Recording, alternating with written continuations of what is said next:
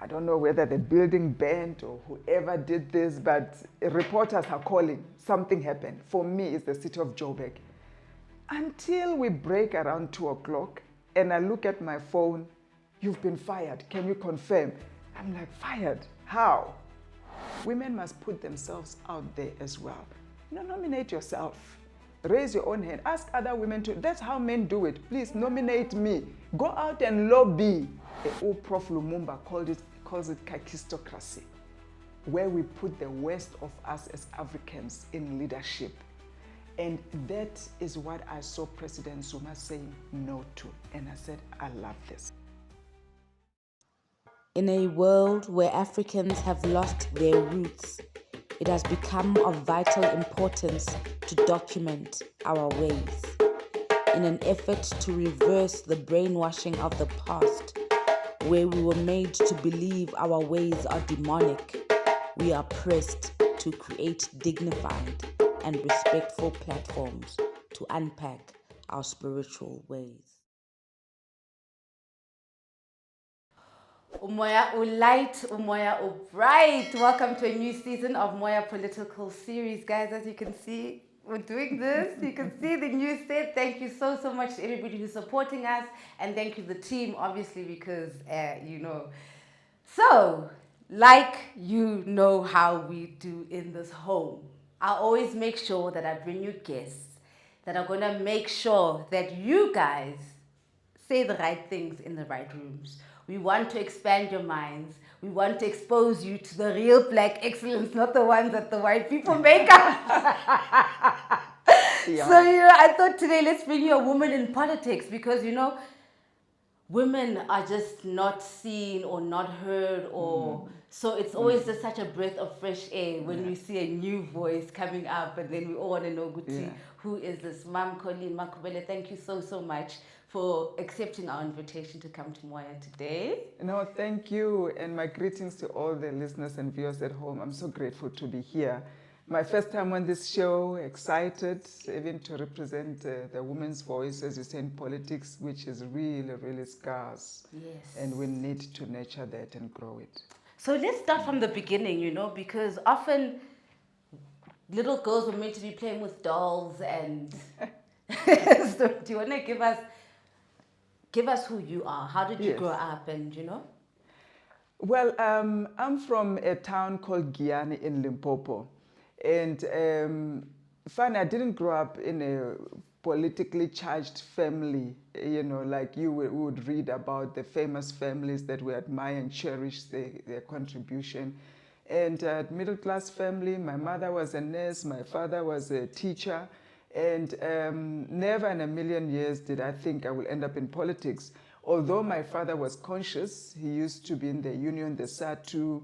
He was arrested at some point, for being part of some marches, etc. But then I was young, I didn't quite pick up. And Giyani was not a political town at the time. And a lot of people that ran from Soweto, Joburg, Alex, they would come and study in Giyani. So we'd have a lot of people coming from, Johannesburg at the time, but they were not allowed to speak about politics. They would just be coming to, further their education.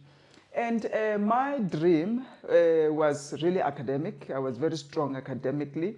And at some point, I thought I would do chemical engineering. I did very well after my matric results came out. But lo and behold, I just didn't have interest in chemistry, etc. And I got to University of Pretoria. I had a scholarship, which I needed to change my subjects. And I chose computer science. I was just fascinated by computer science and venturing into that space that was just beginning to bubble around 97, 96, And that's how I entered Pretoria University. I think it was 97. And I was accepted to do computer science. I get into the class they're teaching in Afrikaans. I struggled. I think for the first 2 months, and there was a lady from Zim as well, we were two there. And we had to change the courses because we just could not cope. The medium of instruction was Afrikaans. People were so far ahead in programming and many other things. So with my disappointment, I had to change to BCom Informatics at the time. And but God in His mercy, I passed very well my first year in becoming informatics, and I just offered a scholarship to go and study in Malaysia by Telkom. To study what? Computer science. So I end up doing computer science in Malaysia. Okay. I didn't even apply for the scholarship, but when you have a desire and you put it out there, and God finds a way to make it happen. And I spent about 4 years in Malaysia and did an honors degree computer science, came back around 2001, started working for Telkom. South African breweries bought me over in 2003, and I went heavy into SEP development at the time. Remember, I'm not in politics and not even in business at the time, but something in me was not settled. I knew I needed to work. I enjoyed people. I enjoyed interactions with people. I wanted to have more space to work with people, whatever form, shape, I didn't know. And I think it was around 2005 when I thought, no, man, I'm starting to be aware of where the country is going politically, and the policies that are putting in place to empower women. If you remember, that's when BEE was starting really to settle in. There's an excitement of all opportunities opening for young people, women especially. And I took advantage of that. I resigned from SA Breweries, went into business. I got myself a telecoms license in 2006. I wanted to venture into there, create my own network. iBest has just started then. I thought, oh, why not? We can create our own network. I went into ICT as well, consulting. And I think it was in 2010, 2011 or so. That's when I started to have interest in the fuel space. Transnet was calling on women, come into the space that is male-dominated. And didn't know anything about fuel as well. Got some few partners around. We went for it, and we got the contract, one of the biggest contracts with Transnet. And surprisingly, Brian Mulifa was the CEO then, who was adamant on women, youth, and black empowerment, breaking these monopolies of Shell and them that have occupied that space for a long time. It was billions of rands. They've got a group of us, to come under their supply development as black women and youth. And very successful program. Things happened in my business, and I had to divert from there, went into other areas. And how I end up in politics?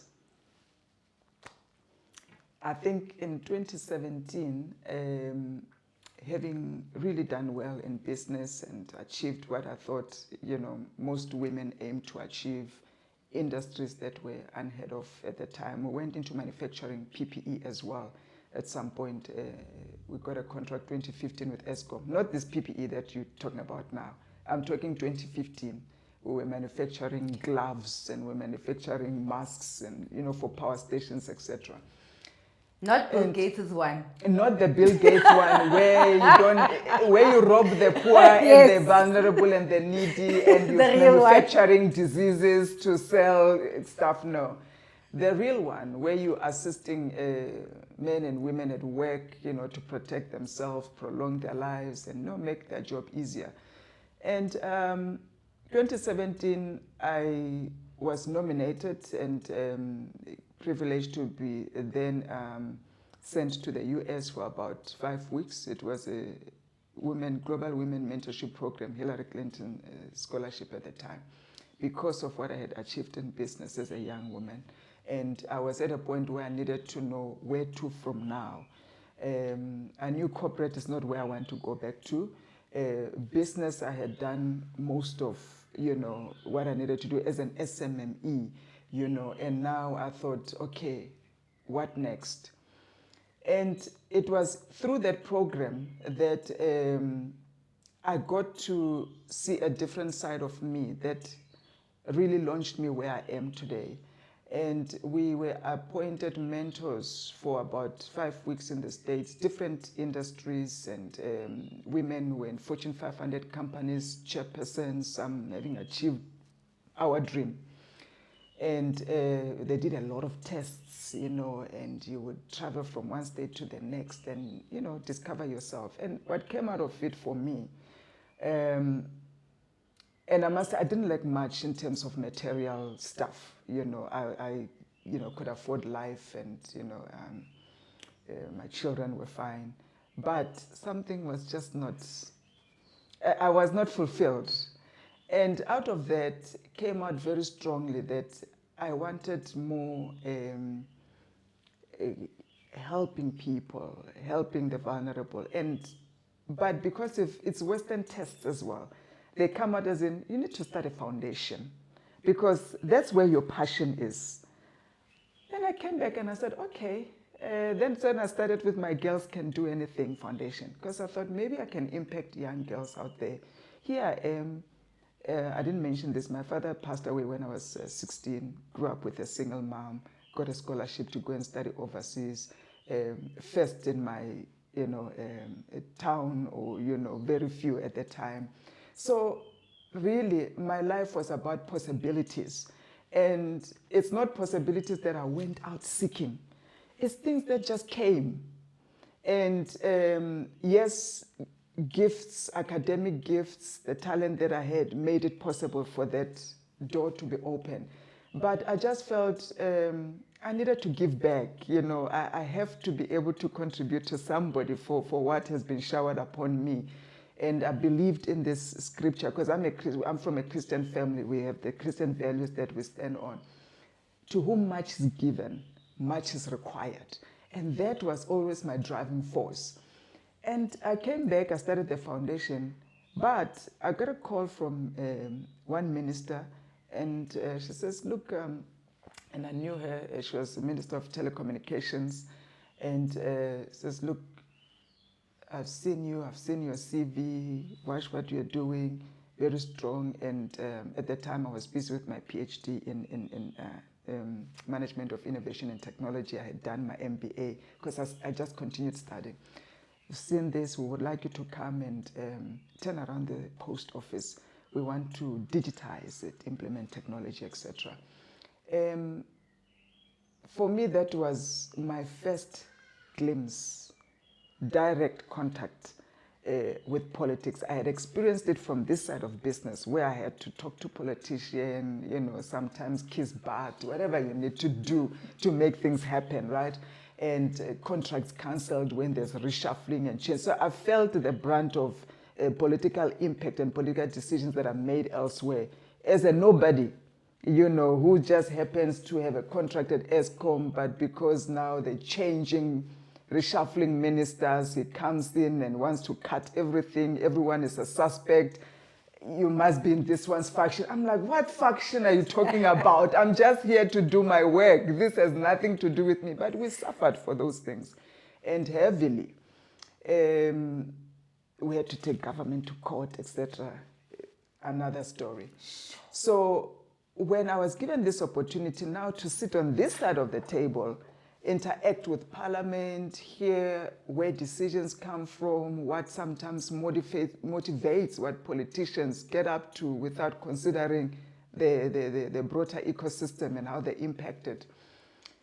It was an eye-opener, but what was glaringly piercing my heart was, with everything that I had achieved, to turn around the post office, we had to go and present our strategies, our turnaround strategies, as a board, leading the board as a chairperson, to the Portfolio Committee of Parliament. Who is in the Portfolio Committee of Parliament? You get there, you'll be appalled. And I'm sure now people are more aware of people that we send to Parliament, so I don't even have to go into it into detail. You now have to present to people that can't even read financials, sometimes not a fault of their own because of their historic issues, but these people less qualified than you, you're arguing on technicalities that they can't understand, they can't grasp, and for them it's more of politics. Where do I fit in? Where do I play in here? Forget, and I'm coming there still innocently, a virgin in this. I want to do good. I really want to turn around the post office, and I'm thinking we're all on the same page. I got a shock of my life. First, the quality and the caliber of people that we have in Parliament, highest decision makers, controlling the trillions of budgets that we have, making serious decisions about you and me's life. You can look now, the post offices are closing. Impact on you, the grassroots, abogogo, how they get paid every month to queue. The first thing we wanted to kill was that queue every month. And that this day and age, why do you leave bogogo in the cold, have to travel, pay taxes to go and queue to get money? You can send it. But no, that kind of a system is chaotic.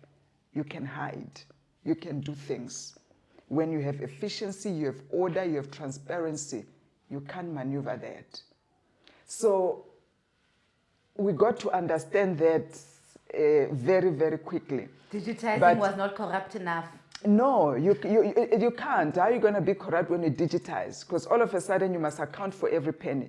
You can't all of a sudden say there's 1 billion missing, we can't track and trace it because so much paperwork can get lost. No, now there's an audit trail. So that was not welcome. So I get into a fight with a minister, I get fired. Yeah, I got fired, you can Google it.